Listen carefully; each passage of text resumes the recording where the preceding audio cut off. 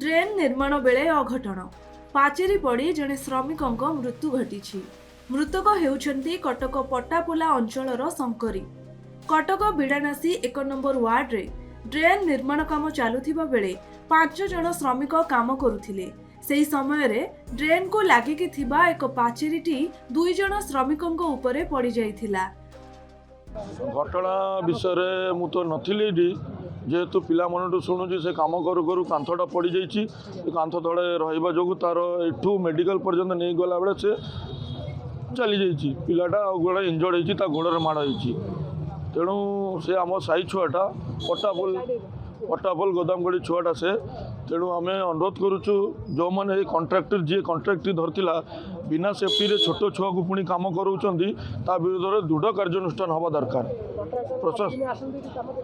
आज आसी नथिला मु शुणिली आसुची कि जानी किंतु आज नथिला कंट्राक्टर। तेणु से कंट्राक्टर को मु दृढ़ प्रशासन को अनुरोध करी विरुद्ध दृढ़ कार्यानुष्ठान करा जाओ। जेहेतु आगामी दिन में आउ को कंट्राक्टर एमती बिना सेफ्टी रे 15 वर्षीय छुआ को आनी काम करुँची। से छोट छुआ से माने नाला काम कला वाला माने एमती खड़ी पार से केमती कष्ट छोट छुआ को ता विरुद्ध दृढ़ कार्यानुष्ठान हवा दरकार।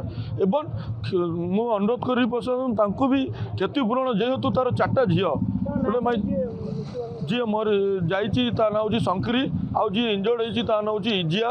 से 2 जण आमर निरीह तेलुगु पिलाटा किंतु आम अनुरोध करुचु प्रशासन ता विरुद्ध दृढ़ कार्यानुष्ठान आउ परिवार वर्ग को क्षतिपूरण दि जाओ। स्थानीय लोके सेमानंकु संगे संगे उद्धार करी एक घरोई हॉस्पिटल रे भर्ती करथिले। हेले सेठारे जणे श्रमिकंक मृत्यु घटिछि। आउ जणे गुरुतर अवस्था आहत होई चिकित्सित हेउछंती। सेपटे काम करुथिबा समय रे एहार तदारक करिबा पई ठिकादार कि सुपरवाइजर उपस्थित नथिले। तासह ठिकादार जने शिशु श्रमिकों को काम रे नियोजित करिथिबा नै अभियोग करिसेंती स्थानीय बासिंदा। कटकरू आरित कुमार महापात्रंक रिपोर्ट, खबर ओडिशा।